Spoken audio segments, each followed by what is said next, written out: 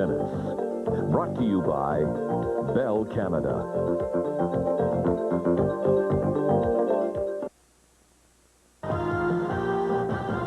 Welcome back to Vancouver, where after 2 periods of play in game number 4, we are deadlocked at 1. Trevor Linden opening the scoring for Vancouver. Brent Gilchrist has tied the game for the Dallas Stars, and that's the way it sits through 2 periods of play.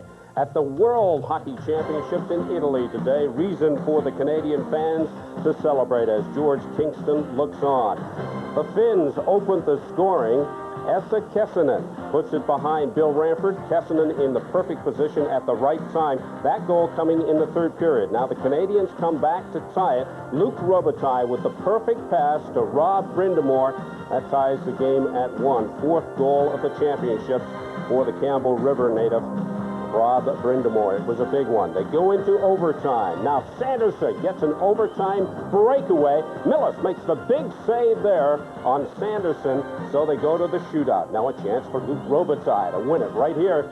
He puts it behind Millis with a nifty backhand, a huge goal for Canada. That made it 2-1. Now all the pressure was on Bill Ranford to make the save. And guess what happens, folks?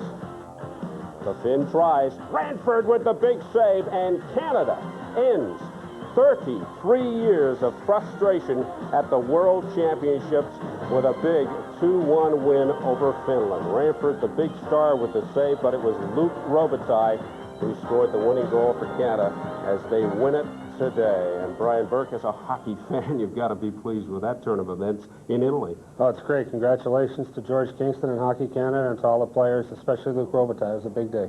Okay, now let's talk about the situation here that has the fans buzzing. The $500 fine to Pavel Bure for the incident on Shane Churla. Some people are suggesting perhaps not enough.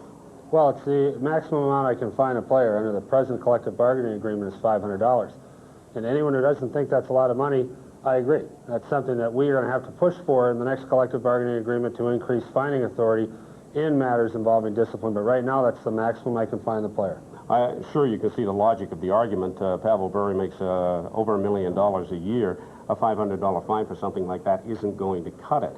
So what kind of a message do you send to the players in the hopes that you can cut down that sort of thing? Well, this is no different from the Mario Lemieux situation. You've got a situation where a player making $2 or $3 million a year, let's make it more money than Pavel makes even at this point.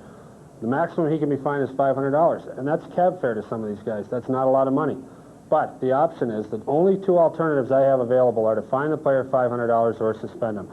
I did not feel that this was a suspendable offense, therefore I fined the player. What that does, the $500, people should realize the only significance it has, it's not the money, but it makes the player a repeat offender. In other words, now Pavel Bure, who prior to this incident had a flawless record in terms of discipline, has now been disciplined by the league.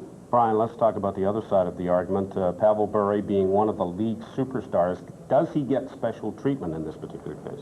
Well, I think, I hear that argument about a double standard, and I find it amusing. I think if you poll the great players in the game, you'll find that they feel that they're the targets of physical abuse far more than that they receive any special or preferential treatment. I don't worry about the name on the back of the sweater. In my mind, this was not a suspendable offense. I suspended Doug Gilmour earlier in the year. I suspended Chris Chelios, and last I looked, they were pretty good players. I don't look at the name on the back of the sweater, except to the extent that it affects, you have to look at what type of record the player has. This is a player who's never had a single bit of trouble with the league in terms of discipline. He's a great player, but from my perspective, the key is he's never been in trouble before. But is the officiating and your decisions made any different because it is the second season, because it is the playoffs? Well, my view on that's very simple. I think the same standard has to apply.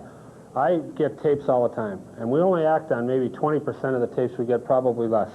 I had a number of instances like this one, elbows during the year, or hits from behind where a player got hit real hard from behind.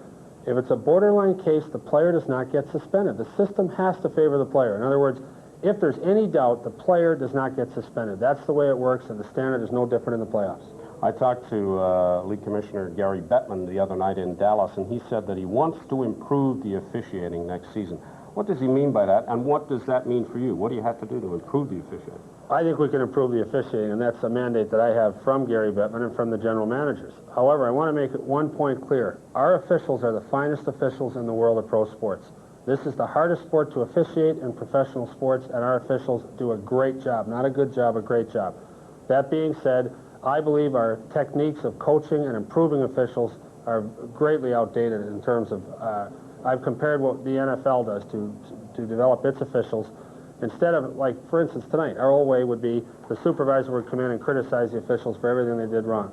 Any expert in learning will tell you that's not the time to do it. They're tired, it's late, it's emotional calls, whatever. We're going to use more video. We're going to use more training on the younger officials. I really believe up until now that an official has either made it on his own in the NHL or not made it. I think we got to do better than that. Brian, thank you very much for doing this. Thanks, Steve. Brian Burke, the Senior Vice President of the National Hockey League. After 2 periods of play here in game number 4, as you look at the beautiful Capilano Reservoir just outside of Vancouver, we are tied at 1. The Vancouver Canucks 1, the Dallas Stars 1.